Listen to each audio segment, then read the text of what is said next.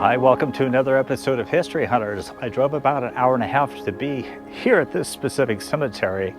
I consider this to be the Disneyland of the dead for Central California. I'm here at the Sacramento City Cemetery. It's a very unique cemetery. About 30,000 burials here. Some big important names. Mark Hopkins is buried over here. The biggest crypt here in the cemetery belonged to Mark Hopkins. You might know him from history. Also the name of the Mark Hopkins Hotel, but I'm specifically here on this episode to find a gentleman buried here by the name of Lenard Harris, Len Harris. He was a Southern Pacific Railroad detective. He was involved in an incident down in Ceres, California. There was a train robbery pulled off by two bandits by the name of John Sontag and Christopher Evans. They robbed a southbound train with sticks of dynamite. Mr. Harris was on board. He was a detective on board that train. And in the process of the melee that occurred there, he took a shot and the bandits took off. They weren't apprehended for quite a while. They didn't get what they came for, the loot in the baggage car. Now, unfortunately, Mr. Harris passed away after he was shot in another robbery in Santa Cruz, California. So I'm going to talk to you about that gentleman and about the misfortunes of his family on this episode of History Hunters.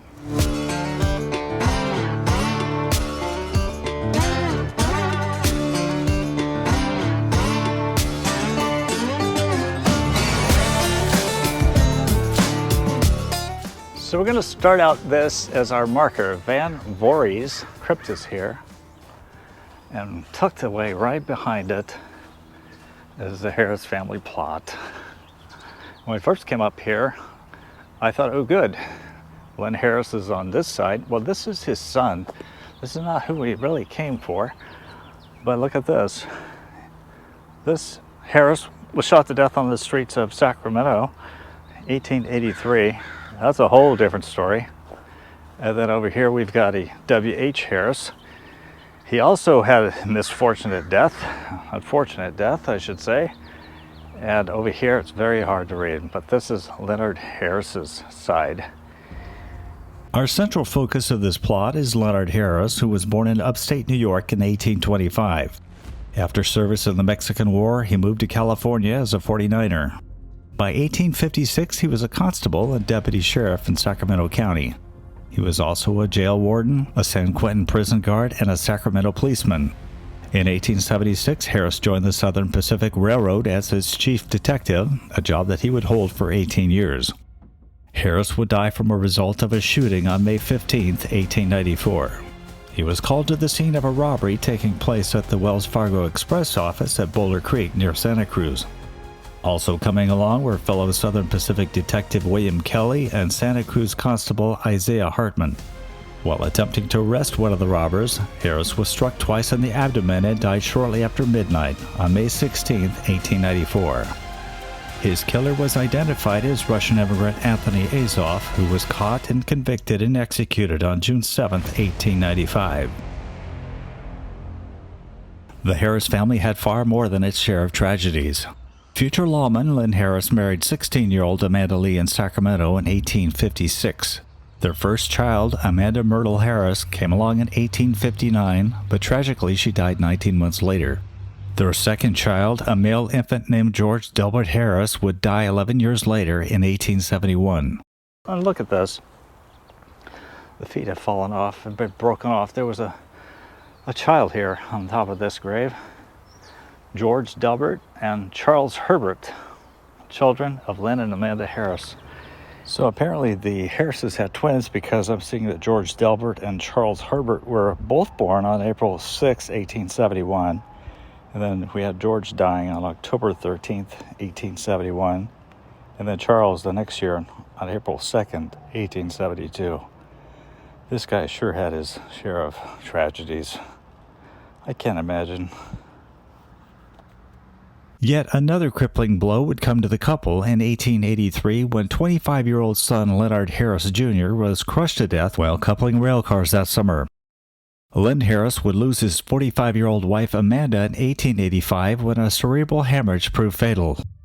A few months after her death, their 21-year-old son, William Henry Harris, met his fate on the night of October 14, 1885, to gunfire in downtown Sacramento when William and others had been drinking, and things got out of hand. A fight ensued which caused a small dog to bite William's pants, and he kicked it. That in turn enraged Michael Zeller, who shot Harris. Zeller stood trial for murder in March 1886 in a Sacramento courtroom. The tragedies continued for Len Harris, however. Son John Harris, nicknamed Jack Harris, was fatally shot in a love triangle involving his wife, who was seeing Jack's co-worker, Lynn Callandine. The two men had been friends for years and worked together in the Southern Pacific Railroad shop. Harris became jealous of the attention shown to his wife by Callandine, and for good reason. On the night of October 8, 1895, Jack Harris found Callandine and his wife locked in an embrace in an alley and came towards them. Mrs. Harris told her newfound lover, quote, "My God, there's Jack, he'll kill me." When the pair turned to run down the alley, Jack called for his wife to stop. Callandine drew his revolver and sprang behind a pole as he opened fire on Harris, who was also armed, and returned fire. Harris took a shot to the liver and fell to the sidewalk. He mustered the strength to walk to the home of a nearby doctor who had no way to help other than rush him to Ridge Home Hospital, where he died. Callandine surrendered at the police station but refused to make a statement. Weeks after the shooting, Harris and Callandine were married, and it's no surprise that you won't find Mrs. Jack Harris in this plot. And also did not know about this, but look at this. Here's another family member named Lenard Harris. Leonard H. Harris, who lived from 1909 to 1979, served as the mayor of Reno from 1955 to 1959. After he was defeated for re-election in 1959, he became Nevada's census supervisor and also served in the state assembly and the state senate. He was buried in Sacramento, presumably because his parents, Leonard Harris III and Lillian Harris, were first buried here, and it's also where his first wife and son are. Their graves represent a major tragedy. The ex-mayor's wife, Dorothy Harris, and son Leonard Harris V were shot to death during a bungled robbery on December 17, 1974, at their Reno home. A pair of local thugs named Robert McGinnis and Richard Mello were convicted of first-degree murder relating to the break-in at the Harris Reno home at 2590 Thomas Jefferson Drive.